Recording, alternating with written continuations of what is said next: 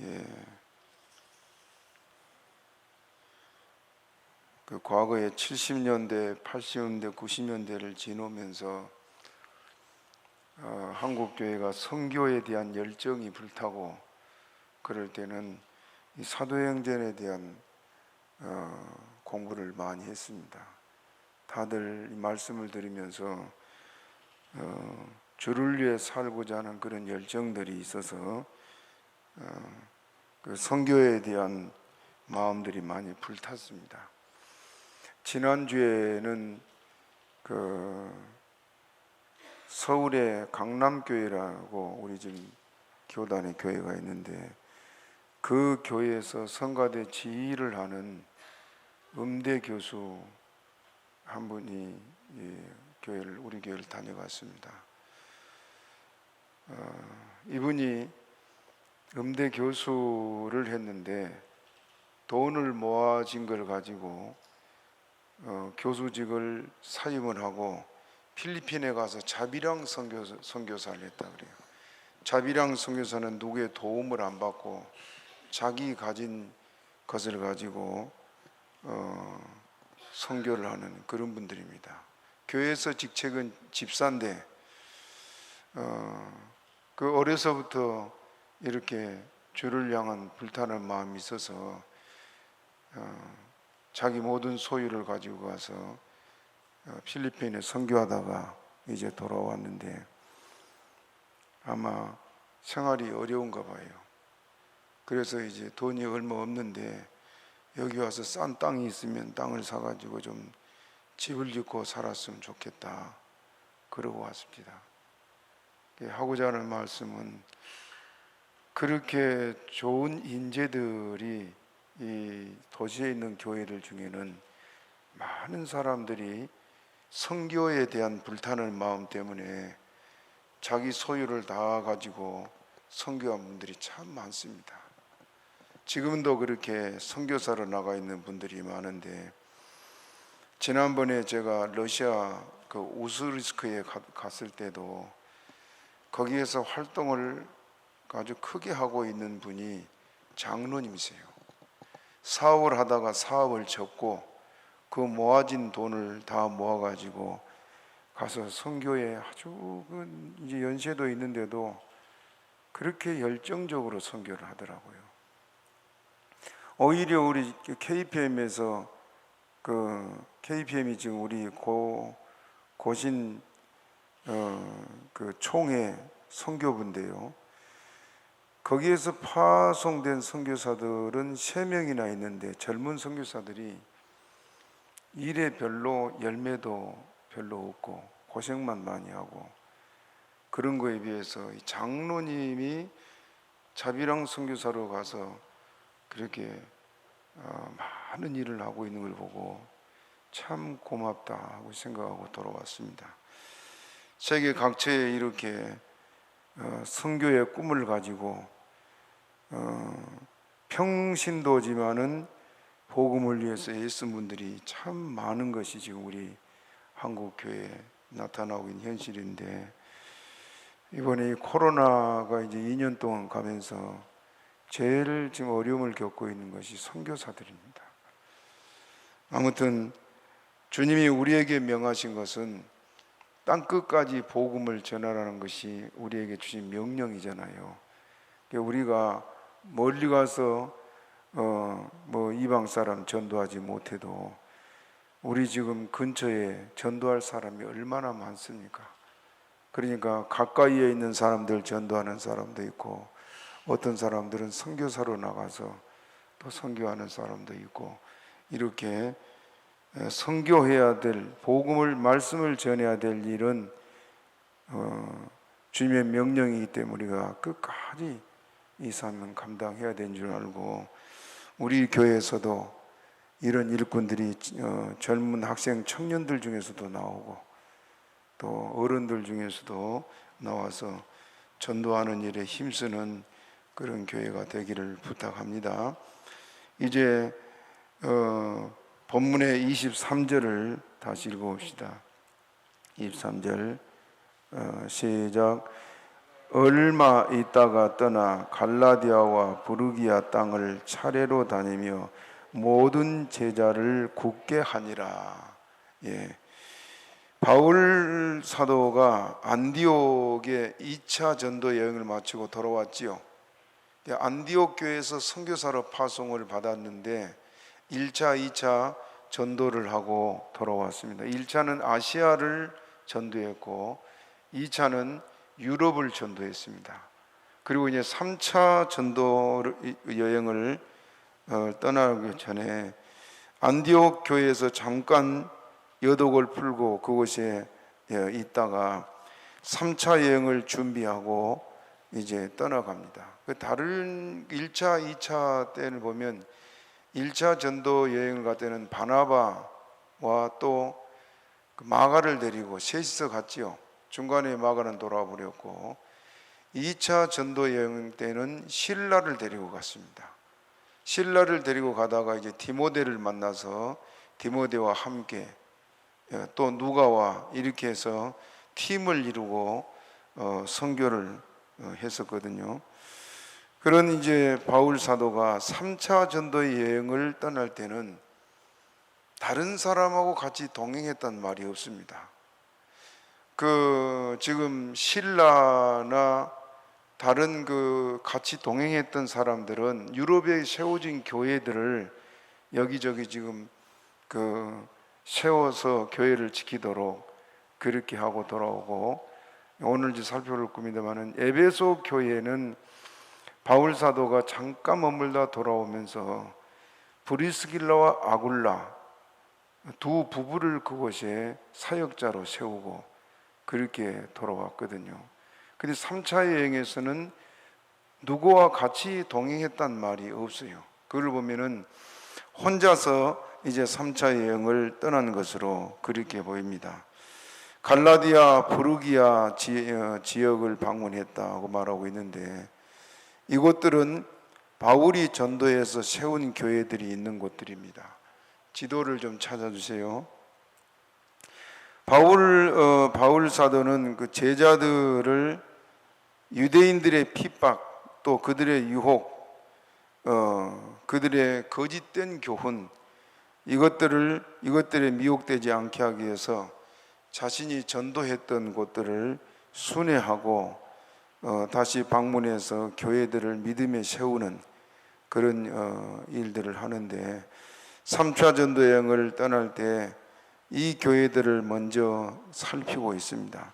갈라디아, 부르기아 지역이라고 지금 23절에 나오고 있는데,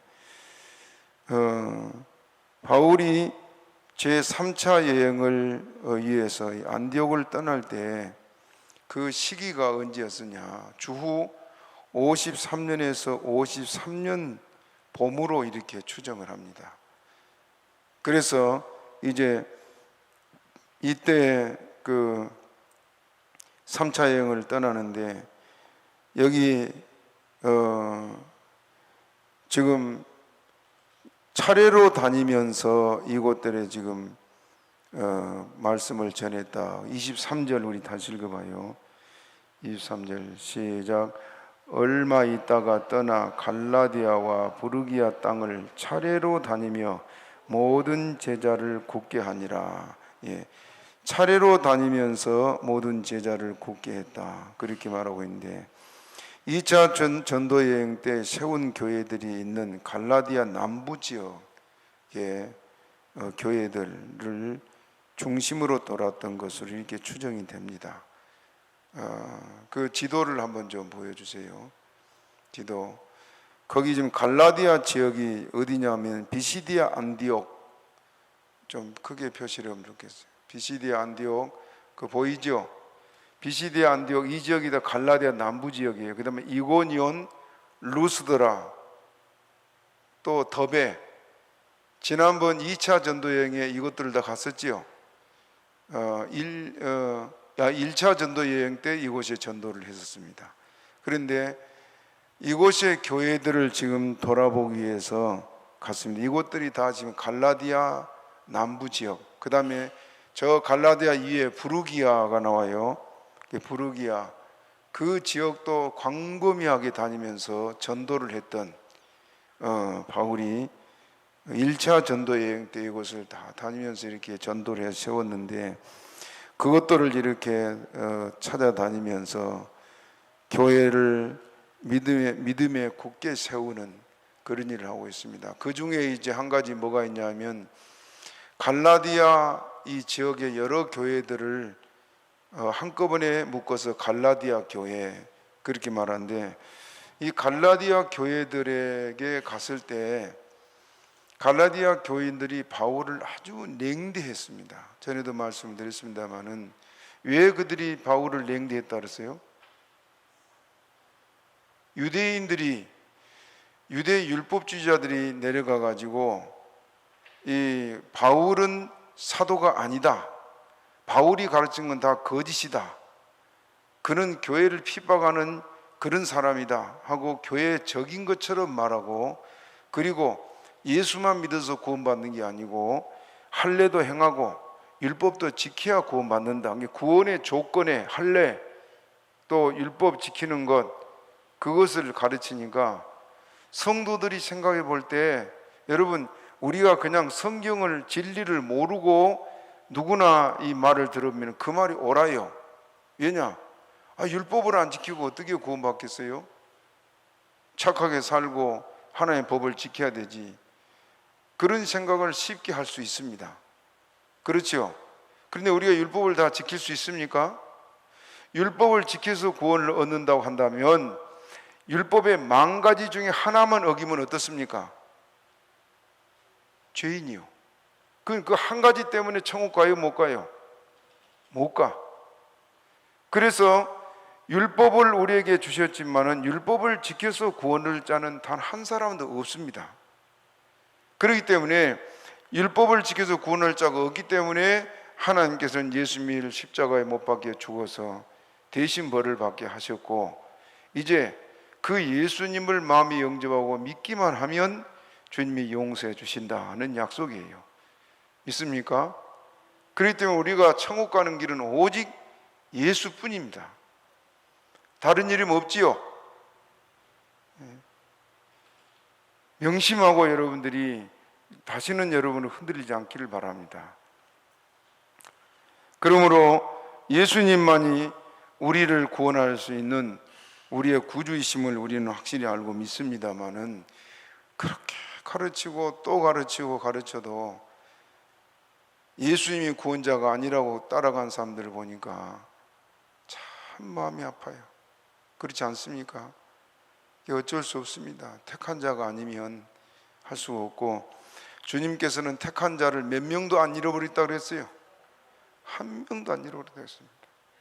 여러분은 안심하고 주를 믿고 그저 예수님만 바라보는 그런 믿음에 서기를 바랍니다. 이 갈라디아 지역에 가서 바울 사도가 이제 말씀을 전할 때 갈라디아 교회 교인들은 이미 변질되어 있었어요. 변질. 조금 전에 말한 대로 예수만 믿어서 구원 못 받는다, 할례도 행하고 율법도 지켜야 된다, 그건 논리적으로 들어보니까 또 그 말이 맞는 것 같고, 또 바울을 인격적으로 막 나쁘다고 비난을 하니까 우리가 속았다는 생각이 들 거 아니에요. 그렇죠? 바울은 나쁜 사람, 거짓 사도, 사기꾼, 이런 생각이 드니까 바울을 좋은 눈으로 봐요, 나쁜 눈으로 봐요? 여러분도 마찬가지입니다. 왜냐하면 누가 와서 저를 막 나쁘게 비난을 하면은요, 그 말을 들은 사람들은 문 목사가 저런 사람이었어? 그 다음부터는 마음을 싹 닫아버려요. 그리고 어떤 말씀을 해도 귀에 안 들립니다. 그래서 등을 지게 되고 교회를 떠나든지 싸우든지 뭐 그런 일들이 일어나요.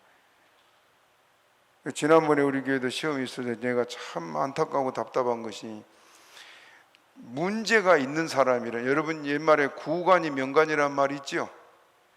사람은 옛사람이 좋고 옷은 새옷이 좋다는 뜻이에요. 왜 그런가? 사람을 오래 사귀면은 그 사람의 진실을 알게 돼 있습니다. 그렇죠? 그런데 잠깐 왔다 간 사람들이 막 비난을 한 말에 흔들리고 거기에 현혹이 되고 그런 사람들이 우리에게 꽤 있었잖아요. 예, 제가 그럴 때 마음이 아픈 것이, 내가 이렇게 오랫동안 몇십 년 동안 교인들과 함께 있었으면 나를 알 텐데 왜 저러나, 그런 섭섭함이 좀 있더라고요. 예, 우리가 주를 믿고 따라갈 때 사람의 말에 여러분들이 미혹되지 않도록 항상 조심하시길 바랍니다. 그래서 갈라디아 교회에 이제 바울 사도가 내려갔을 때 이 교회들이 바울을 냉대하고, 바울이 그곳에서 말씀을 전할 때 갈라디아 교회는 바울을 어떻게 영접했다 그랬어요? 처음 전도할 때 하나님의 천사와 같이. 그러니까 보통 사람이 아니고 바울은 하나님의 천사, 또 예수 그리스도, 그렇게 우러러보고 말씀을 배우니까 바울이 말도 잘 못하고 또 눈도 안 좋아서 사람도 잘 못 알아볼 정도로, 글씨도 큰 글씨로 써줘야 알아볼 정도로 이렇게 장애도 있고 또 말도 어눌하고, 지금 바울 사도 자신이 밝혔잖아요. 나는 말에는 졸하다고. 그러니까 시온스러운 데가 하나도 없는데도 불구하고 갈라디아 교회가 처음 바울에게 말씀을 배우고 예수를 믿을 때는 천사같이 예수님처럼 그렇게 영접했던 그들이 그 유대인들의 잘못된 말을 듣고 나니까 바울이 못 볼 사람처럼 그렇게 되었단 말이에요. 그러니까 바울이 이 갈라디아 지역을 방문하다가 울고 돌아왔어요. 돌아와서 에베소 교회로 와가지고 쓴 것이 바로 갈라디아서입니다. 아무튼 이렇게 3차 전도여행을 떠났을 때 자기가 1차 전도여행을 다니면서 세웠던 교회들을 쭉 방문하고, 이 교회 물론 떠날 때에 교회 중심되는 사람, 유력한 사람 한 사람 세워가지고 교회를 담임하도록 지키도록 그렇게 했어요. 초창기에 선교하는 지역은 다 그렇습니다. 우리나라도 그랬죠. 저희 정조 외할아버지가 예수를 믿고 교회 영수였어요. 영수는 목회자 역할을 했습니다. 그러니까 신학은 공부를 안 했지만은 가장 유력하고 또 믿음이 있어 보인 사람을 세워가지고 목사님들이 이 교회를 당신이 이끌어 가시오. 그럼 그분들이 일하다가 들어와서 설교하고 교회를 이렇게 성도를 신방하고 그렇게 했거든요. 예, 그것이 교회가 세워지는 초창기 교회는 어디서나 그랬습니다. 근데 이 바울 사도도 이 교회들을 세우고 나서 그곳에 유력한 사람들을 세워가지고 교회들을 지키도록 그렇게 했습니다. 그래서 이제 떠나는데 이 갈라디아 지역들을 방문하고 바울 사도가 이제 이 교회들을 이렇게 살피고 있습니다. 멀리 돌아다니면서도 헐 마음에 잊을 수 없는 것이 성도들 아니에요. 성도들의 영혼, 그들이 마침 부모가 자식을 띄워놓고 온 것처럼 잠시도 잊지 못하고 늘 마음에 품고 생각하던 그런 그들이 바로 이 초대교회 성도들이었습니다. 이제 바울 사도가 이렇게 3차 전도여행을 떠나면서 이 지역들을 이제 돌아보게 되는데, 이방 세계에서 전도해서 세워진 이 교회들 중에 특히 에베소 교회가 3차 전도여행에서는 바울 사도가 선교하는 데 큰 역할을 합니다. 그래서 에베소에서는 바울이 유력하게 3년간이나 밤낮으로 말씀을 가르쳤다 그러세요. 예, 그 실력이 있는 신령한 바울 사도가 가장 오래 머물면서 말씀을 전한 곳이 에베소인데, 그것도 그냥 주일날만 모여서 예배를 드린 것이 아니고 밤낮 가르쳐요. 밤낮. 그러니 그 교회 성도들이 말씀을 잘 배웠겠지요. 이 에베소 교회 성도들은 그래서 성경의 지식이 다른 어느 누구보다도 뛰어났습니다. 그렇기 때문에 에베소 교회는 요한계시록에도 나옵니다만은 이단이나 다른 자들이 이곳에 접근을 못했어요. 왜?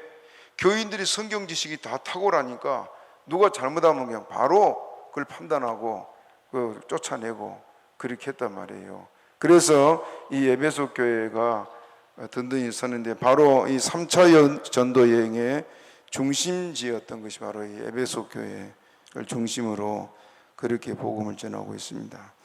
특히 이제 오늘 본문에서는 아볼로에 관한 얘기가 나오는데, 아볼로는 구약 성경과 헬라 철학에 아주 능통했던 탁월한 이 지성인이요, 그 학문이 많고 또 언변이 뛰어난 그런 사람이었는데, 그가 이렇게 철학이나 아주 그 수준 높은 학문에서도 그가 뛰어나지만은, 특히 성경에 대해서, 구약 성경을 잘 꿰뚫어 아는 그런 성경에 능통한 그런 사람이 아볼로였습니다. 그런 아볼로가 에베소에서 말씀을 전하다가 브리스길라 아굴라 두 부부에게 이제 복음을 듣고, 그가 바울 사도와 함께 큰 역할을 감당한 것이 아볼로였습니다.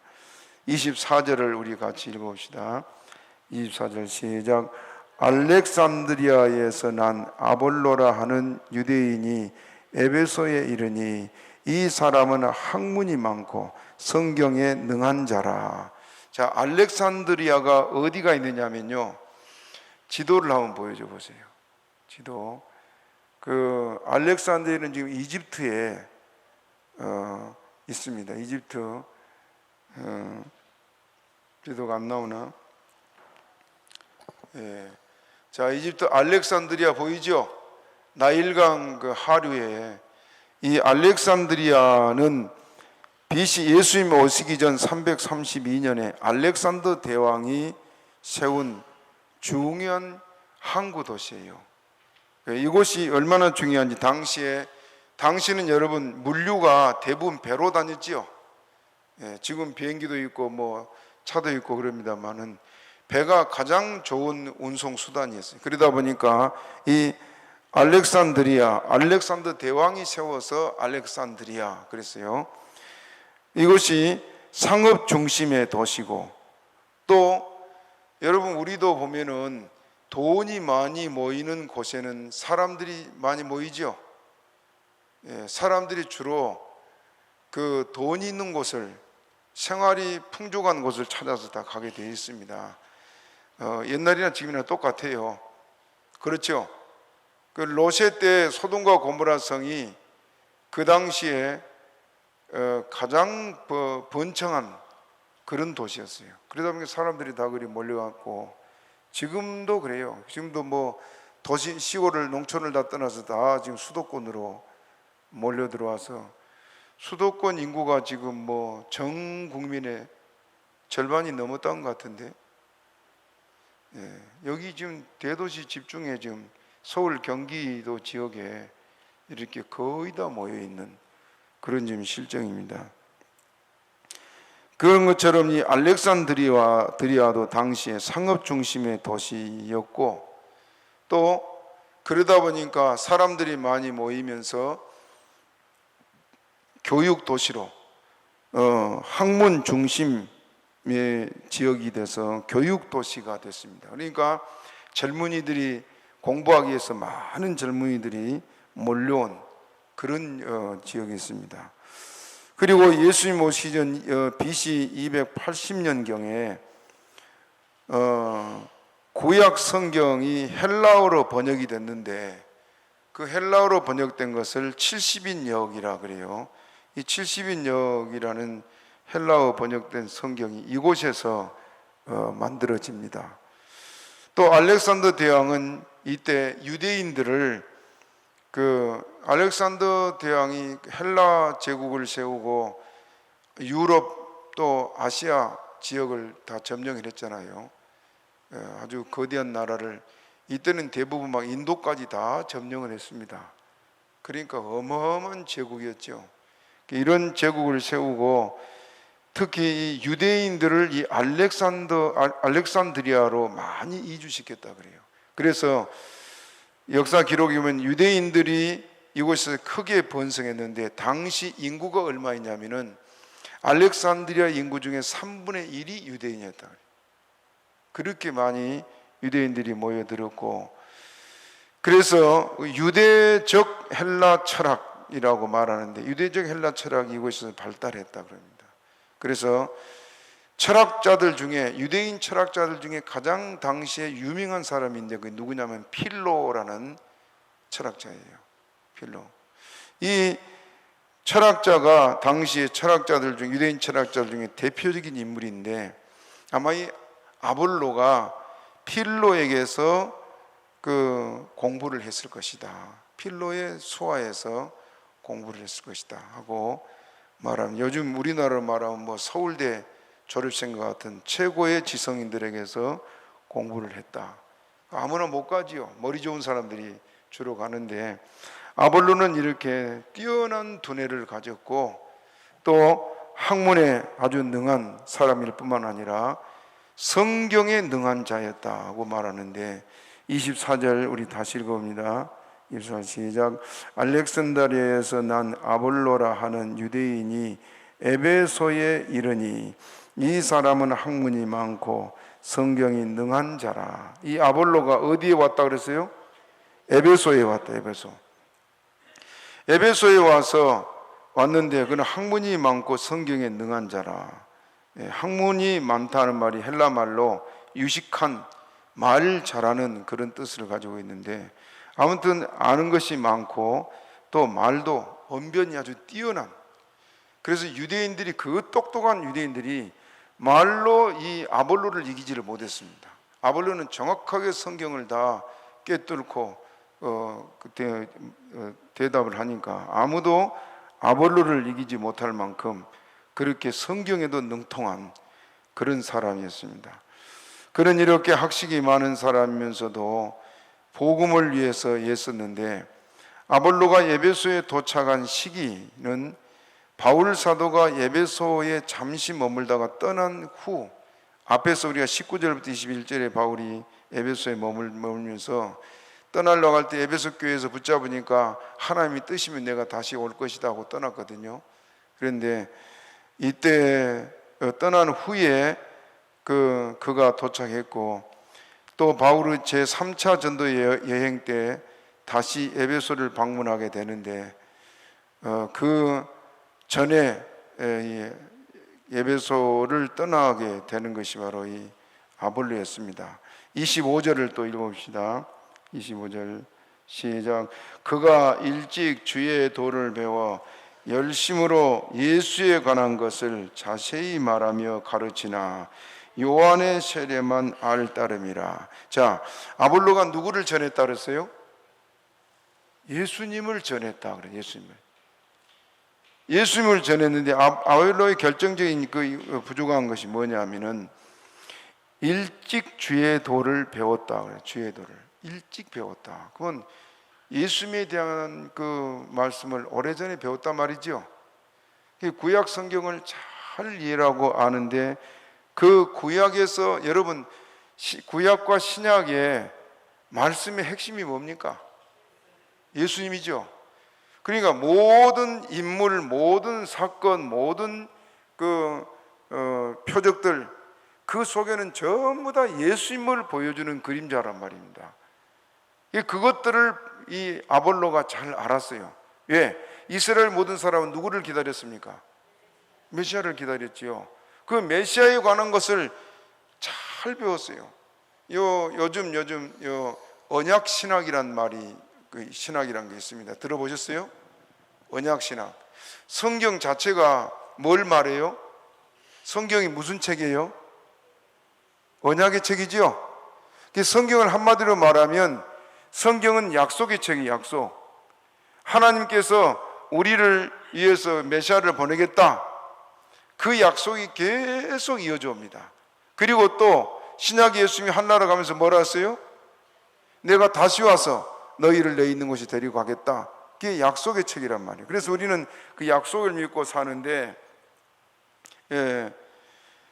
그 성경에 대해서 역사적으로만 보게 되면은 그쪽 방향으로 빠져나가기 쉽고, 또 성경의 과학을 말하는데, 과학적으로 보면은 그렇고, 문학이나 인류학이나 어떤 학을 갖다 대도 성경이 다 있어요. 그런데 그 모든 것의 중심은 누구라고요? 예수님. 근데 아볼로는 그 예수를 잘 발견했습니다. 유대인들은 뭘 발견했어요? 율법을 지켜야 하는데, 율법만 계속 성경이 율법으로만 보입니다. 아볼로의 눈에는 뭐가 보였어요? 예수가 보였어요. 메시아가 보였어요. 메시아. 근데 그 메시아가 이렇게 하나님이 약속해 오신다, 그걸 알고 있었는데, 그 메시아에 대한 것을 일찍이 그 메시아가 예수입니다 하는 걸 배웠다, 그 말입니다. 누구한테 배웠을까요, 그러면? 네? 자, 여기 중요한 걸 말하는데요. 25절 우리 다시 읽어봅시다. 25절 시작.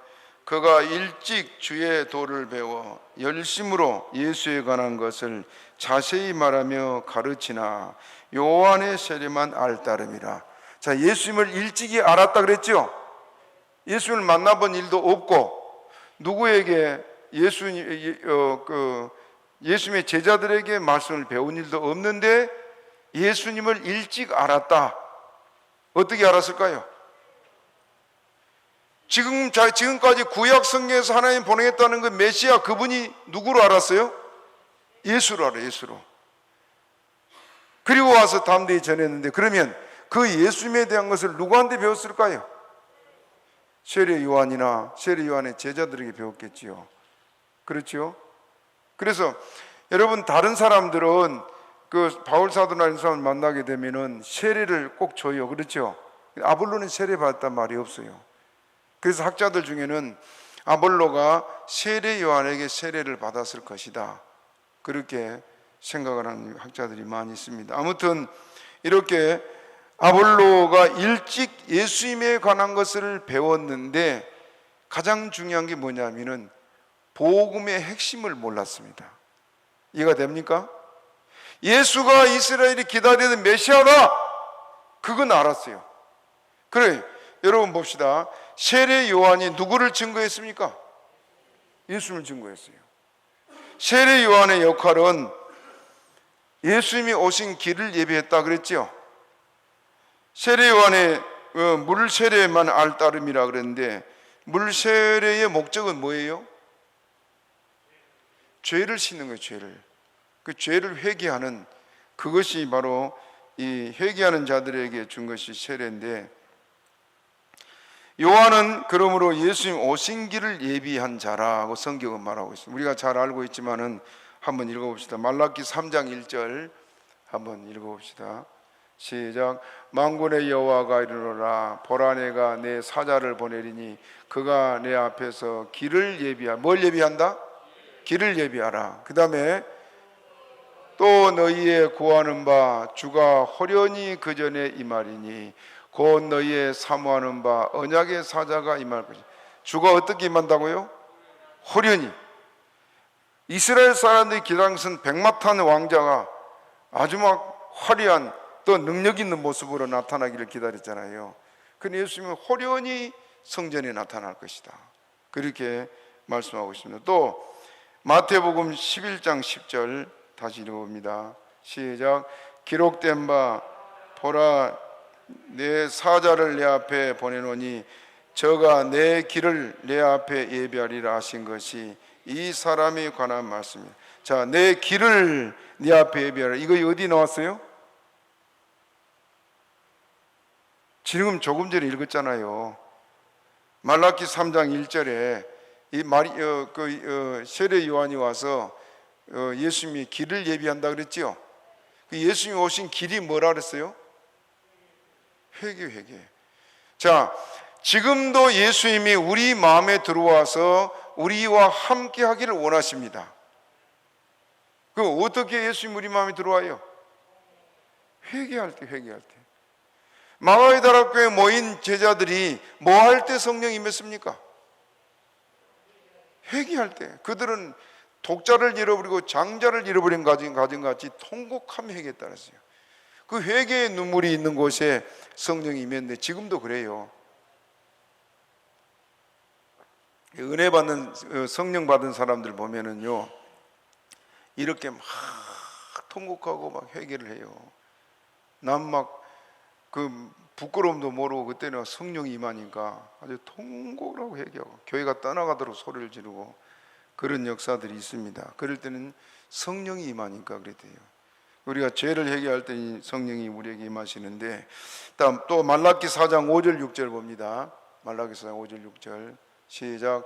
보라, 여호와의 크고 두려운 날이 이르기 전에 내가 선지 엘리야를 너희에게 보내리. 자, 여기 잠깐 봐요. 보라, 내가 여호와의 무슨 날? 크고 두려운 날이 이르기 전에 누구를 보내겠다? 엘리야를 보내. 엘리야가 누구예요? 세례 요한. 자, 여기 가장 중요한 게 뭐냐? 크고 두려운 날. 언제를 말해요? 예수님 탄생이요. 크고 두려운 날이 이르기 전에 선지 누구를 보내겠다? 엘리야를 보내겠다. 세례 요한을 먼저 보내겠다. 그러면 여러분, 예수님 탄생한 날이 이렇게 막 크고 두려운 날로 다가왔어요? 아니죠. 아주 잠잠하고 고요하고 아무 일도 없고 그런 상황 아니에요? 제 말 이해가 됩니까? 그런데 하나님의 세계에는 어떤 일이 있어요? 크고 두려운 날이에요. 크고 두려운 날. 천사들이 나타나서 목자들에게 예수님의 탄생을 알리고 그랬잖아요. 그렇죠? 동방박사들에게 주님이 나타나시고, 이것이 그냥 적은 일 같지만은 하나님은 지금 크고 놀라운 일을 일으키고 있는데, 그 사람들의 입장에서는 보면 아주 조용하고 잠잠하고 아무 일 없는 그런 상황이에요. 제 말 좀 이해가 됩니까? 내가 왜 이걸 강조하느냐면, 요한계시록에 보면은 막 세상이 뒤집어지고 막 난리가 난 것처럼 막 그렇게 기록이 돼요. 그런데 실상 그렇게 됩니까? 안 됩니까? 그 영적인 세계에서는 막 이렇게 어마어마한 일들이 일어나는데 사람이 사는 우리들에게는 잠잠해. 그래서 예수님이 오실 때는 다시 오실 때는 사람들이 평안하다, 안전하다 그런다 그래서 평안하다, 안전하다 그때 호련히 도적이 임한 것처럼 하나님이 예수님이 올 것이다. 그게 하늘의 세계에는, 영적인 세계에는 어마어마한 일들이 막 일어나는데 사람이 사는 우리들이 보는 세계는 너무 평안해, 너무 부여해, 걱정할 일이 없어. 이해가 됩니까? 성경을 여러분이 잘 알고 봐야 돼요. 왜 내가 이 강조하느냐? 이번에 어디 잘못된 데 간 분들이 우리 교회 권사님 한 분하고 통화를 했는데, 목사님이 가르친 요한계시록하고 여기서 배운 그 요한계시록이 달라요. 그 사람은 막 금방 본 일이 난 것처럼 막 난리를 하고 막 거짓 예언을 하고 막, 그러니까 혹해요. 그런데 성경은 그렇지 않습니다. 주님 오실 때까지 아무 이러는 것처럼 두 사람이 밥 메고 두 사람이 맷돌질하고 두 사람이 잠자고, 환란기라면 그럴 수 있어요? 못하지요. 평안할 때, 평안할 때. 우리가 사는 세상은 너무너무 평안한데 영적인 세상은 이렇게 크고 두려운 일들이 막 일어나고 있다고 말이에요. 이해됩니까? 요한계시를 볼 때 그 성경을 좀 보고 알고 봐야 이해가 됩니다. 예수님이 지금 탄생할 때도 너무너무 고요했잖아요. 그렇죠? 아무 일 없고 다 평안하고. 그런데 지금 성경은 크고 두려운 일이 있었다. 다시 읽어봐요. 말라기 4장 5절 6절 시작. 보라, 여호와의 크고 두려운 날이 이르기 전에 내가 선지 엘리야를 너희에게 보내리니. 그 다음, 그가 아비의 마음을 자녀에게로 돌이키게 하고 자녀들의 마음을 그들의 아비에게로 돌이키게 하리라. 돌이키지 아니하면 두렵건대 내가 와서 저주로 그 땅을 칠까 하노라. 돌이키지 아니하면 하나님이 저주로 치겠다. 회개치 않으면 하나님이 이렇게 결국은 저주로 치겠다 약속하고 있습니다. 왜 저주할까요? 회개하라고. 사랑하는 자녀니까 하나님이 버려서 저주한 게 아니고 회개하라고 하나님이 하신 것이에요. 하나님의 뜻을 알고 주를 섬기시기 바랍니다. 이렇게 이제 그 요한의 물세례만 알았던 것이 바로 아볼로였어요. 이게 요한이나 요한의 제자에게서 배운 예수님에 대한 것은 예수가 그리스도다, 그게 전부예요.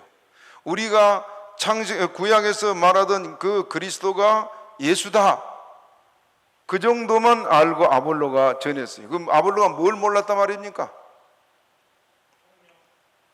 아볼로가 알지 못한 것이, 자 보세요, 세례 요한이 예수님이 십자가에 죽으시고 부활한 것과 또 성령을 보내주신 사건을 알았어요, 몰랐어요? 예? 세례 요한이 알았어요, 몰랐어요? 몰랐지요.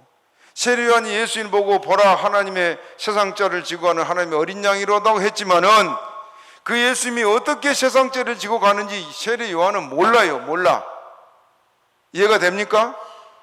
그러니까 세례 요한도 분명히 예수는 그리스도다, 예수는 우리가 기다리던 그 메시아다고 외쳤지만은 왜 그분이 메시아인지, 어떻게 우리 죄를 사하는지 그 내용을 알고 죽었어요? 모르고 죽었어요? 모르고 죽었어. 그러니까 아볼로가 아는 지식은 지금 그 수준이란 말입니다. 그 수준. 알겠어요? 제 말이 이해가 되면 아멘 하시 바랍니다. 그러니까 아볼로는 지금 예수는 그리스도라는 걸 확신하고 있습니다. 그렇죠? 예수는 우리가 기다리던 그 메시아다, 그렇게 전했지만은 예수님이 십자가에 죽으심, 왜 죽었어요? 우리 죄를 위해서 죽지 않으면 안 되잖아요. 그러면 결국 예수님이 세상에 오신 목적이 뭡니까? 우리를 위해서 죽으러 오셨어요. 죽으러. 그게 목적 아니에요. 그 죽으시면은, 죽으심으로 끝나버리면 구원이 이루어져요, 안 이루어져요? 안 이루어져요. 부활해야 구원이 이루어진다 그랬습니다. 이 부활이 없으면 예수님이 죽으심도 소용도 없고 우리 믿는 것도 헛되고, 고린도전서 15장에 그랬잖아요. 그렇기 때문에 예수님이 십자가에 죽으신 것, 그 다음에 부활하신 것, 그리고 중요한 건 교회가 세울 때 하나님, 예수님이 뭘 보냈어요? 성령. 그거에 대한 걸 몰라서, 그래서 아볼로가 에베소 교회 가서 그렇게 말씀을 잘 전했어도 에베소 교회 교인들이 나중에 바울 사도가 갔을 때 너희가 믿을 때 뭘 받았느냐 그랬어요? 성령을 받았느냐? 우리는 성령이 있는 것도 몰라요. 그렇게 대답했어요. 19장에 나와요. 그만큼 아볼로가 성경에 능했지만은 예수님에 관한 것을 이렇게 잘 몰라, 다시 말하면 복음의 핵심을 모르고 예수를 증거했다, 그 말입니다. 이해가 됩니까? 열심히 바울이 이 성경을 잘 풀어서 가르치긴 했지만은 이렇게 성경에 대해서 잘 몰랐습니다. 자, 그래서 26절을 또 읽어봐요. 26절 시작. 그가 회당에서 담대히 말하기를 시작하거늘 브리스길라와 아굴라가 듣고 데려다가 하나님의 도를 더 자세히 풀어 이르더라. 자, 브리스길라와 아굴라는 직업이 뭐였어요? 장막을 만들어서 파는 그런 상어, 뭐라 그럽니까? 생산과 판매를 같이 하니까 상인이죠, 상인. 그렇죠? 그런 사람들이 바울을 만나서 예수님을 바로 알고 믿고, 이때도 이들이 이 일을 계속 했는지는 모르겠지만은 바울이 떠나면서 에베소 교회의 사역자로 이 두 사람을 세워놓고 가는데, 그 사역자 중에서도 브리스길라가 중심으로, 여자잖아요. 그런데 브리스길라가 더 믿음이 뛰어나고 열심히 있었던가 봐요. 그래서 이제 이름이 지금 브리스길라가 먼저 나오죠. 예. 브리스길라, 아굴라 꼭 이름이 나올 때 남편 이름이 뒤에 나와요. 두 부부인데, 그 브리스길라가 중심이 돼서 에베소 교회를 이렇게 사역하고 있는 그런 상황에 지금 아볼로가 와서 이곳에서 하나님 말씀을 이렇게 담대히 예수는 그리스도라고 증거하는 그런 일을 하고 있습니다. 그런데 중요한 것은 지금 뭘 몰랐다고요? 아볼로가 복음의 핵심을 몰랐지요. 예수님이 십자가의 죽음과 부활에 대해서, 또 성령에 대해서. 그래서 브리스길라 아굴라 두 사람이 데려다가 이 지식 많은 사람, 성경에 능통한 이 아볼로에게 예수에 관한 것을 자세히 가르쳐 줍니다. 그리고 바울 사도가 여러분 신약의 모든 교리서를 거의 다 썼지요. 그러니 바울 사도에게서 얼마나 잘 배웠겠어요. 그래서 그 교리에 관한 것을 이렇게 아는 대로 잘 가르치고 나니까 아볼로는 성경에 뛰어난 사람이니까 그냥 깨닫지요. 참 여기 참 감사한 것이요. 만약에 여러분 그 유명한 지금 신학 교수쯤 되는 박사가 여기 왔다. 그런데 뭐 전화 누가 그 사람이 모르는 걸 가르치다면 받아들이겠어요? 안 받아들이겠어요? 안 받아들여요. 가짜게 생각하지요. 들으려고 하지도 않아요. 근데 아볼로는 참 큰 인물이에요. 그래서 그 말을 다 듣고 배우고, 그리고 이제 자기가 깨닫고 나니까 어떤 생각이 드냐, 이 복음의 열정이 막 더 일어난 겁니다. 이 말씀과 전하고 싶은. 그래서 아볼로가 뭘 말하냐면 나를 아가야로 그러니까 가야겠다 그런 말을 해요. 자, 27절을 같이 읽어봐요. 27절 시작. 아볼로가 아가야로 건너가고자 하니 형제들이 저를 장려하여 제자들에게 편지하여 영접하라 하였더니 저가 가매 믿음 많은 유익을 주니라. 예. 자, 아볼로가 아가야로 건너가고, 아가야가 어딜까요? 지도 좀 보여줘 보세요. 지도. 아가야 지역. 자, 봅시다. 아가야 지역에 어디가 뭐가 있어요? 고린도, 갱그리아, 그 다음에 아덴, 또 베레아, 이 지역들이지요. 아가야, 이 넓은 지역들이 지금 있는데 특히 아볼로가 간 곳이 어디냐면 이 고린도 교회입니다. 고린도. 그 고린도 교회가 아볼로를 통해서 성경을 잘 배웠어요. 자, 그래서 이제 이곳에 가게 되는데 베자사본이라는 것이 있어요. 베자사본. 이 베자사본에는 이런 기록이 나와요. 에베소에 고린도 교인들이 몇 명이 있었다. 베자사본에 성경에 번역된 것이 베자사본이라는 거 있어요. 그래서 그들이 아볼로를 보고, 아볼로가 성경을 너무 잘 가르치니까 우리 고린도에 가서 우리 이 말씀을 좀 가르쳐 주세요. 그렇게 이제 부탁을 해요. 그래서 아볼로가 그 고린도에 가고 싶은 그 말을 듣고 열정이 생겨서 이제 가려고 하는데, 이 에베소 교회를 사역하고 있는 사람이 누구라 그랬어요? 브리스길라 아굴라. 그 브리스길라 아굴라 두 부부가 추천서를 써줍니다. 그때는 이렇게 막 이단자도 많고 잘못된 사람들이 교회를 침투해 들어오니까 누구에게 인정을 받아야 했는데, 고린도 교회에 이 브리스길라 아굴라가 추천서를 써줘서 그걸 가지고 가요. 그럼 고린도 교회는 이 브리스길라 아굴라를 알아요? 몰라요? 브리스길라 아굴라가 바울 사도와 함께 고린도 교회 갔었잖아요. 그렇죠? 그래서 이제 그곳을 있다가 떠나갈 때 이들 부부도 같이 따라왔는데, 그래 고린도 교회가 브리스길라 아굴라를 잘 알지요. 그래서 이 두 부부가 이제 추천서를 써주니까 그걸 가지고 가서 고린도 교회에 가서 말씀을 전하게 됩니다. 고린도 교회에서 이 아볼로가 말씀을 전했는데 얼마나 고린도 교회에 영향을 미쳤는지, 자, 고린도전서 1장 12절을 한번 봅시다. 1장 12절 시작.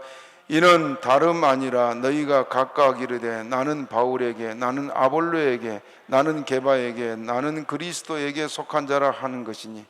고린도 교회가 네 파로 나눠졌지요. 바울파, 아볼로파. 아볼로가 두 번째 나와요. 게바파, 그리스도파. 아볼로가 가서 그 말씀으로 영향을 많이 미치니까 이 고린도 교회 교인들이 아볼로를 쫓은 사람들이 많았다고 말입니다. 만약 요즘 좀 우리나라 목사들 같으면요, 자기를 따른 사람들 갈라나가고 개척됐을 겁니다. 그렇죠? 근데 이때 참 하나님의 종들은 그러질 않았어요. 그래 교인들 사이에는 바울파, 아볼로파 막 이렇게 나눠졌어요. 그 다음에 또 봅시다. 고린도전서 3장 6절이 바울이 고린도에 가서 아볼로가 고린도에 가서 미친 영향을 말하면서 1장부터 4장까지 내용을 말하는데 3장 6절 같이 읽어봐요. 시작. 나는 심었고 아볼로는 물을 주었으되 오직 하나님은 자라나게 하셨느니라. 심었다는 게 뭐예요? 말씀을 전하고 바울은 그냥 금방 떠났지요. 씨만 뿌리고 떠나는 것 같이 말씀 뿌리고 떠났어요. 그런데 그들에게 물을 주고 그들이 잘 자라도록 말씀을 가르치니까 누구였다고요? 아볼로. 그 고린도 교회도 이렇게 말씀을 잘 배워서 잘 성장했는데 이렇게 뛰어난 성경학자가 와가지고 가르쳐서 고린도 교회가 크게 유익을 얻었습니다. 또 한 군데 더 봅시다. 고린도전서 4장 6절 4장 6절 시작. 형제들아 내가 너희를 위하여 이 일에 나와 아볼로를 가지고 본을 보였으니 이는 너희로 하여금 기록한 말씀밖에 넘어가지 말라 한 것을 우리에게 배워 서로 대적하여 교만한 마음을 먹지 말게 하려 함이라. 예. 나와 아볼로를 가지고 본을 보였다. 고린도 교회에 가장 큰 영향을 미친 사람들이 바울과 아볼로였다. 그러나 바울은 뭐만 했다고요? 씨만 뿌렸고 실제로 그 영향을 제일 많이 미친 사람은 아볼로였다. 그 말이에요. 그런데 여기 중요한 말 한 가지 좀 짚고 넘어갑시다. 4장 6절에 기록된 말씀밖에 넘어가지 말라 한 것을 그랬어요. 예, 우리는 성경을 더해도 안 되고 빼도 안 되고 성경 그대로 알고 그대로 믿어야 됩니다. 믿습니까? 그래서 이제 28절을 같이 읽어봅니다. 마지막 28절 시작. 이런 성경으로서 예수는 그리스도라고 증거하여 공중 앞에서 유력하게 유대인의 말을 입니다. 유대인의 말을 뭐라고요? 뭘로? 성경으로. 성경을 잘 알아야 됩니다. 전도할 때도 그냥 무턱대고 교회 나오시고 보다 왜 예수를 믿어야 되는지 그걸 설명할 수 있어야 되지요. 그래서 베드로서 보면은 우리에게 소망에 관한 말씀을 알고자 하는 사람은 언제나 대답할 말을 준비하라 그랬어요. 우리가 여러분들이 성경 많이 읽고 잘 기억하고 또 외우고 그래서 누구에게나 이렇게 아볼로처럼 전도할 수 있는 저 여러분 되기를 바랍니다. 그래서 믿음으로 승리하고 우리도 내 집 근처 다니면서 전도 많이 해서 하늘의 상이 많은 저 여러분 되기를 주님의 이름으로 축복합니다. 말씀 생각하고 우리 주여 주시에 분하기도 합니다.